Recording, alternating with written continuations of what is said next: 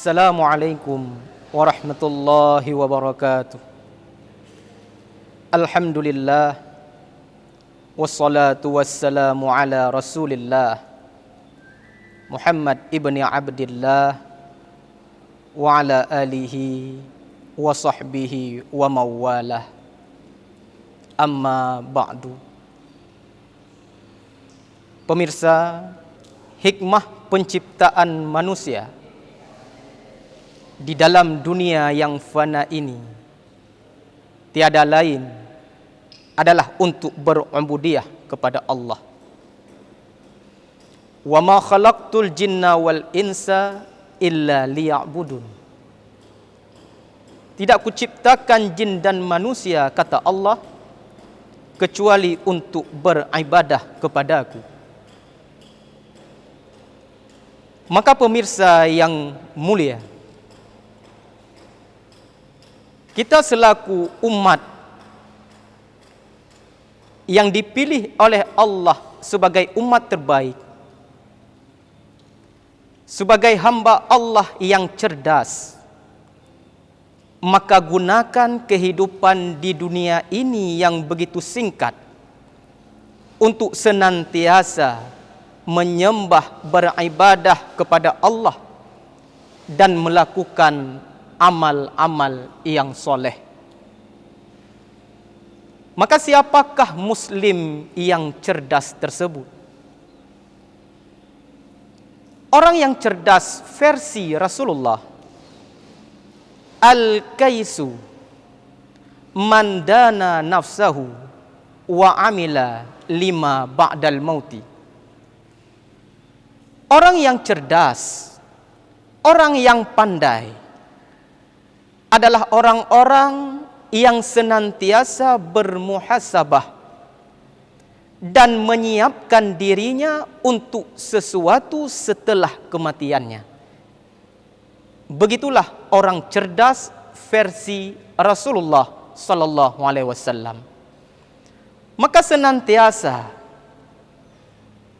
kita yang mengaku sebagai hamba Allah ini mempergunakan kehidupan dunia ini sebaik mungkin.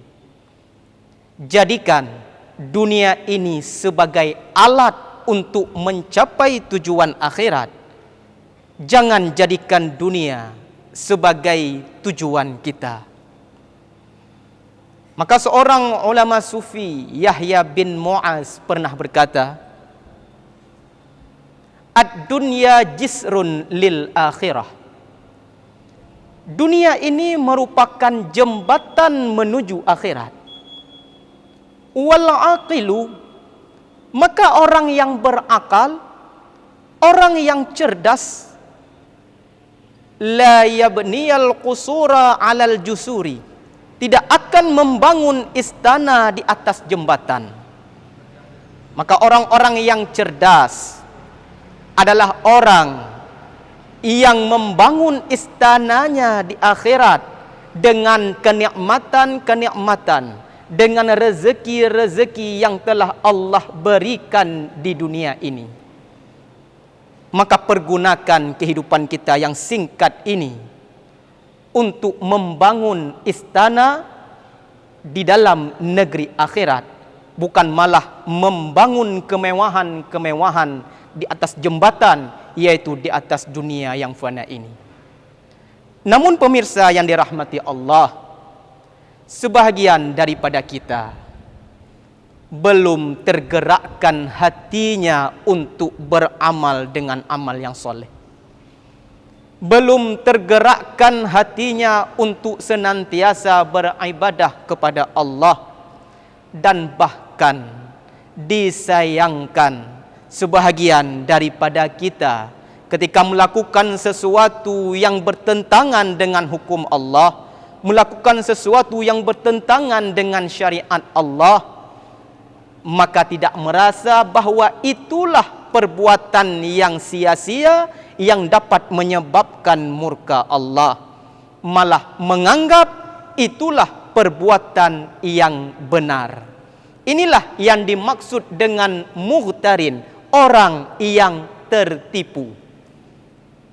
Orang yang dalam hatinya telah ada ghurur. Bagaimana ghurur tersebut?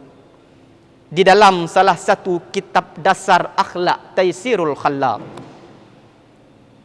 didefinisikan di sana yang bahwa yang dikatakan dengan ghurur sukunun nafsi ila ma yuwafiqul hawa, merasa tenang jiwa kita, merasa tentram jiwa kita, tiada rasa bersalah sedikit pun ketika melakukan sesuatu yang cocok dengan hawa nafsunya, ketika melakukan suatu pekerjaan yang sesuai dengan hawa nafsunya, ketika tidak melakukan salat hatinya tentram, santai-santai saja, tenang-tenang saja, ketika tidak melakukan sesuatu yang diperintahkan oleh Allah slow-slow saja, ketika melakukan sesuatu yang murka Allah, tiada rasa bersalah sedikit pun di dalam hati kita. Bahkan wa yamilu ilaihi tab'u, tabiatnya telah condong kepada perbuatan tersebut. Apabila suatu kesalahan, apabila suatu maksiat, sesuatu yang membuat murka Allah telah menjadi tabiat dalam diri kita, maka inilah yang termasuk golongan orang-orang yang tertipu. Apa sebabnya, pemirsa yang dirahmati Allah?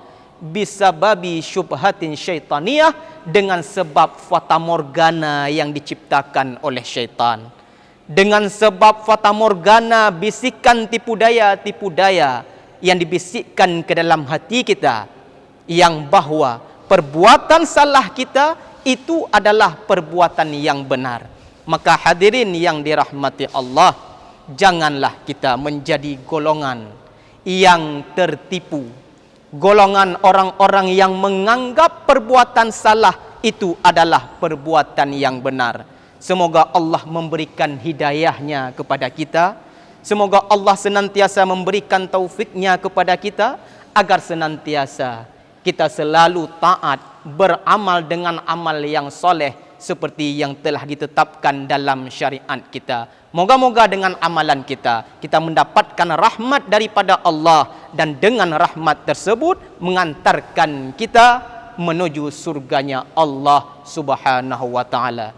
Demikian pemirsa yang dirahmati Allah, semoga menjadi bahan renungan dan menjadi mau'izah yang hasanah bagi kami pribadi dan bagi pemirsa sekalian. Demikian, wabillahi taufiq wal hidayah. Wassalamualaikum warahmatullahi wabarakatuh.